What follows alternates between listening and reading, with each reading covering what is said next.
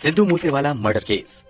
शाम के करीब 5:30 बजे एक शख्स अपनी कार से अपने गांव की ओर निकलता है अपने रिश्तेदार से मिलने के लिए। उसे इस बात का जरा सा भी इल्म नहीं था कि जो गाड़ी उसके पीछे थी दरअसल वो उसी का पीछा कर रही थी और एक खास मौके के इंतजार में थी। चौराहा आते ही वो शख्स अपनी गाड़ी मोड़ता है पर सामने से एक कार उसका रास्ता रोक देती है। पीछे से भी आ रही कार इसी मौके के इंतजार में थी और वो भी इस शख्स का रास्ता रोक देती है, जिससे कि वो शख्स ना अब अपनी गाड़ी को आगे ले जा सकता है और ना ही पीछे। कुछ देर बाद ही गोलियों की लगातार चलने की आवाज आती है। वहां मौजूद लोग गोलियों की आवाज से डरकर वहां से भाग निकलते हैं। दनादन 30 बार गोलियों की फायरिंग की आवाज से वो इलाका गूंज उठता है और जब हत्यारों को यकीन हो जाता है कि गाड़ी में मौजूद वो शख्स मर चुका है तो वे अपनी उन्हीं गाड़ियों में बैठकर वहां से फरार हो जाते हैं। सुनने में ये किसी एक्शन फिल्म का क्लाइमैक्स लगता है, पर यह एक सच्ची घटना है। यह घटना है पंजाब के मनसा जिले की, जिसने न सिर्फ पंजाब को बल्कि पूरे देश को अचंभित कर दिया था। दिन दहाड़े एक इंसान पर फायरिंग होती है और वो भी किसी मामूली नहीं बल्कि इस देश के सबसे बड़े पंजाबी सिंगर की, जिसकी सिर्फ इंडिया में ही नहीं बल्कि इंटरनेशनल लेवल पर भी लाखों में फॉलोअर्स थे, जिसकी सांठगांठ देश के एक बड़े लीडिंग पार्टी के साथ भी थी। हम बात कर रहे हैं सिद्धू मूसेवाला हत्याकांड के बारे में। Sidhu Moosewala Indian music industry और खास तौर पर इंडियन पॉप सिंगिंग इंडस्ट्री में मशहूर और अपनी खास पहचान बनाने वाले एक ऐसे सिंगर थे जिन्होंने पंजाबी रैप को इंटरनेशनल लेवल तक पहली बार पहुंचाया और इंडियन म्यूजिक इंडस्ट्री के हिप हॉप म्यूजिक को नया आयाम दिया, उसे इंटरनेशनल लेवल पर पहचान दिलाई। 28 साल के Sidhu Moosewala Punjabi singer, rapper, song writer और एक्टर थे। उन्होंने अपने जज्बे और लगन से छोटी सी उम्र में ही वो मकाम हासिल कर लिया जो कि कई कलाकार सालों की मेहनत के बाद भी हासिल नहीं कर पाते हैं। उनकी फैन फॉलोइंग लाखों में थी। उन्हें उनके शानदार गानों के लिए तो जाना ही जाता था, पर साथ ही controversial gangsta Punjabi rap songs के लिए भी जाना जाता था, जो कि एक तरह से गन्स और हथियारों को ग्लोरीफाई करके दिखाता था। सिद्धू मूसेवाला पंजाब के मनसा जिले के मूसा गांव के रहने वाले थे।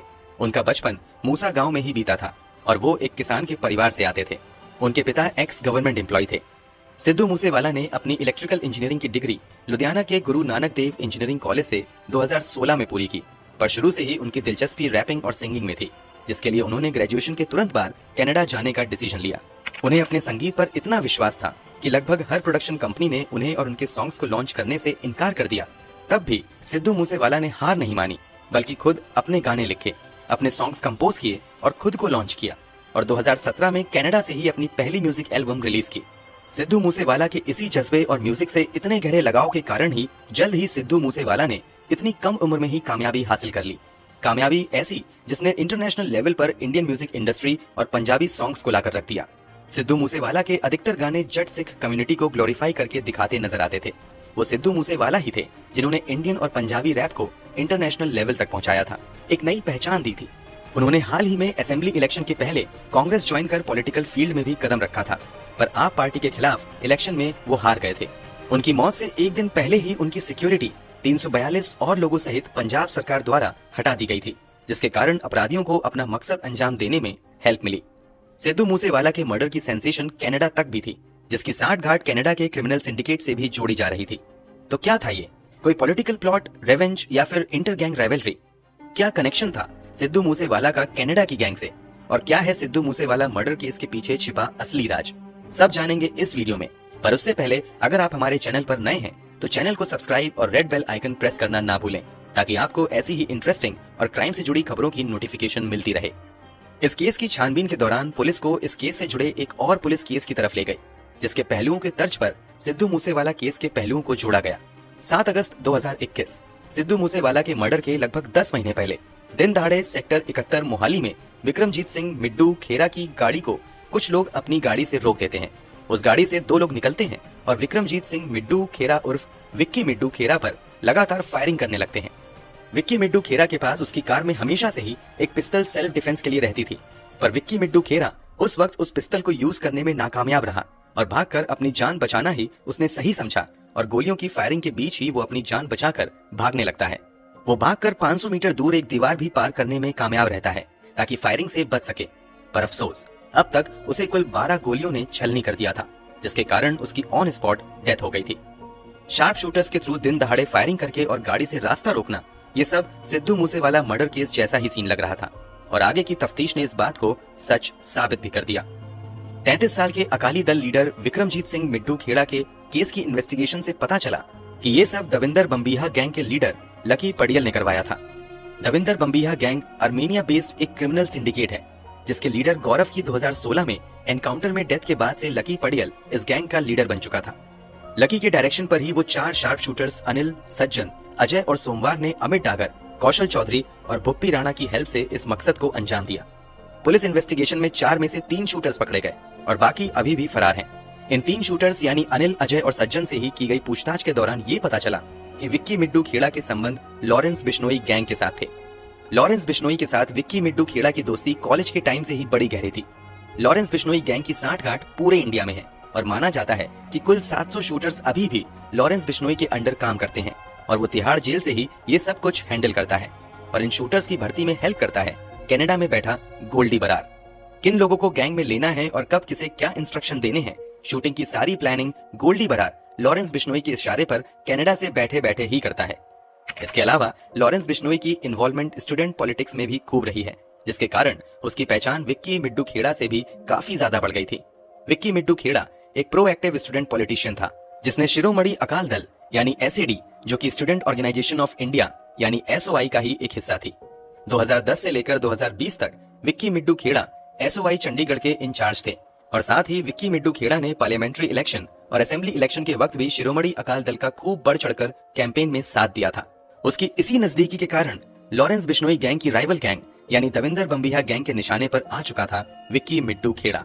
लॉरेंस बिश्नोई से अपनी दुश्मनी का बदला लेने के लिए ही लकी पडियल ने विक्की मिड्डू खेड़ा के मर्डर की साजिश रची और जब इस बात का खुलासा हुआ कि इसके पीछे किसका हाथ है, तब लॉरेंस बिश्नोई गैंग ने भी बदला लेने की प्लानिंग स्टार्ट कर दी। विक्की मिड्डू खेड़ा मर्डर केस में एक और शख्स शामिल था और वो था शगुनप्रीत सिंह, एक जाने माने हाई प्रोफाइल स्टार का मैनेजर, जो कि अभी भी पुलिस की पकड़ से बाहर था और ऑस्ट्रिया में जाकर छिपा था। शगुनप्रीत सिंह वही था जिसने विक्की मिड्डू खेड़ा की हत्या करने वाले शार्प शूटर्स को मर्डर से एक दिन पहले रिसीव किया था और उन्हें खरार, जो कि मोहाली से लगभग 14 किलोमीटर दूर था, फ्लैट भी मुहैया करवाया था।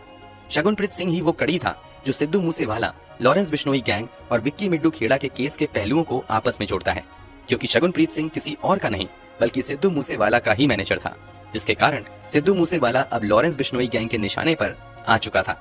वो शगुनप्रीत ही था जिसके विक्की मिड्डू खेड़ा के मर्डर में शामिल होने की खबर के खुलासे के बाद से सिद्धू की मर्डर की प्लानिंग स्टार्ट हो गई थी। लॉरेंस बिश्नोई ने जेल में रहकर ही गोल्डी बरार से संपर्क किया, जिसने शार्प शूटर्स को हायर किया और 29 मई शाम 5:21 पर जब सिद्धू मूसेवाला अपने गांव अपने रिश्तेदार से मिलने जा रहा था, तब लॉरेंस बिश्नोई गैंग के आदमियों ने सिद्धू मूसेवाला की कार को बीच चौराहे पर ही घेर कर रोक दिया और लगातार उस पर गोलियां बरसाने लगे, ठीक उसी तरह जिस तरह विक्की मिड्डू खेड़ा के साथ हुआ था। पर ये उससे भी ज्यादा दिल दहला देने वाला और भयानक मंजर था। सिद्धू मूसेवाला पर कुल 6 शूटर्स ने उन्हें घेर कर लगातार गोलियां बरसाई। कुल 30 फायरिंग शॉट्स फायर किए गए थे, जिनमें से 26 गोलियों ने सिद्धू मूसेवाला को अपना निशाना बनाया था, जिनमें से एक सिद्धू मूसेवाला के सिर पर जाकर लगी थी।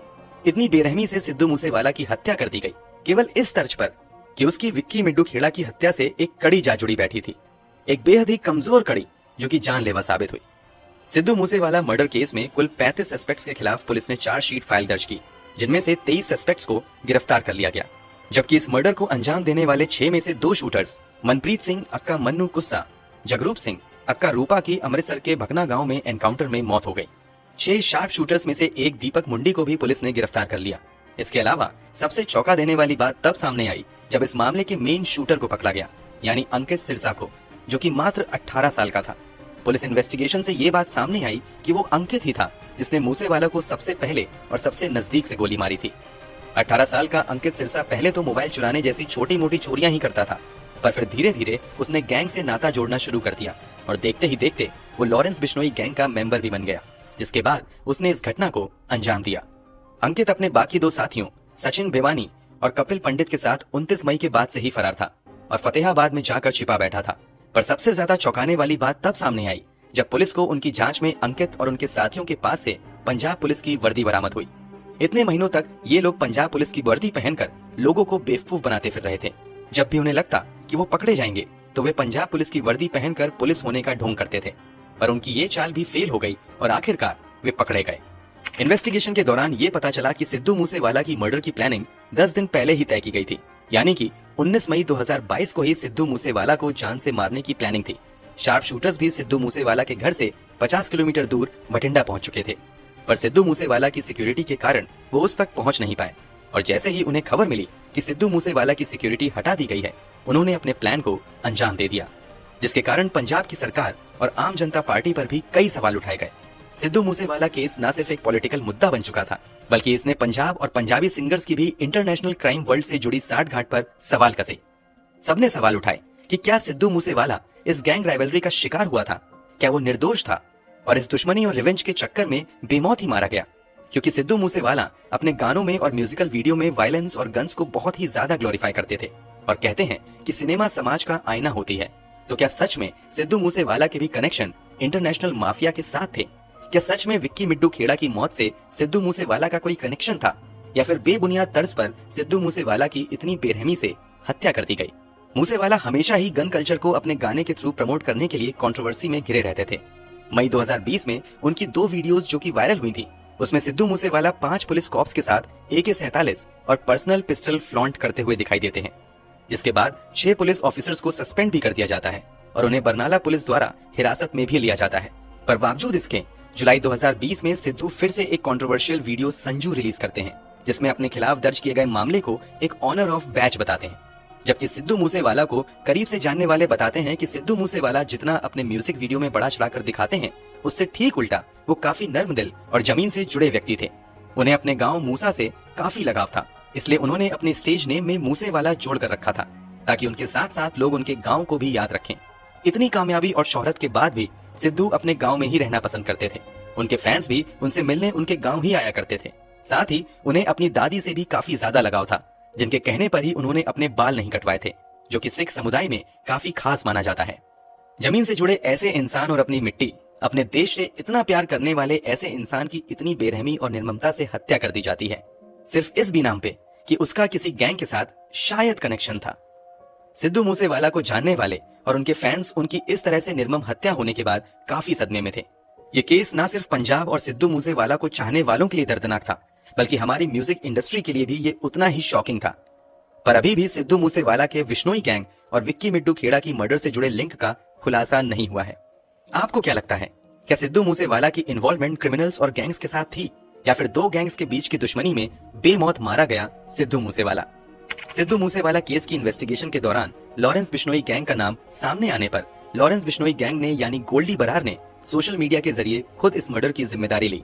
साथ ही मर्डर के कुछ दिनों बाद ही मीडिया के मर्डरर्स की एक वीडियो तेजी से वायरल हो रही थी, जिसमें वो मर्डर के बाद गन्स शो ऑफ करते और मजे करते नजर आ रहे थे, मानो जैसे कि ये उनका रोज का ही काम हो। पर अभी भी इस पूरे क्राइम का मास्टरमाइंड यानी कि गोल्डी बरार, जिसने शूटर्स को हायर किया और सारी प्लानिंग बनवाई, वो अभी भी पुलिस की पहुंच से काफी दूर कनाडा में छुपा बैठा है। धीरे धीरे लॉरेंस बिश्नोई गैंग और इंटरनेशनल माफिया की साठगांठ पुलिस के सामने खुल कर आ रही है।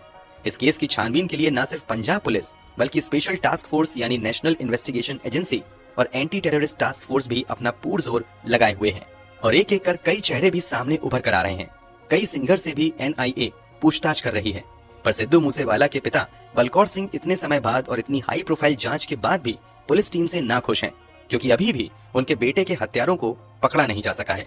बलकौर सिंह का कहना है कि इस जांच में शामिल पुलिस ऑफिसर प्रतिपाल सिंह की अपराधियों से साठगांठ है। इस केस में एंटी टेररिस्ट इन्वेस्टिगेशन टीम और स्पेशल सेल भी जुड़ चुके हैं और जल्द से जल्द सिद्धू मूसेवाला की हत्या में शामिल बाकी क्रिमिनल्स को भी पकड़ने में लगी हुई है। तो कैसी लगी आपको आज की ये वीडियो, हमें कमेंट करके जरूर बताएं। अगर वीडियो अच्छी लगी हो तो लाइक शेयर करना ना भूलें।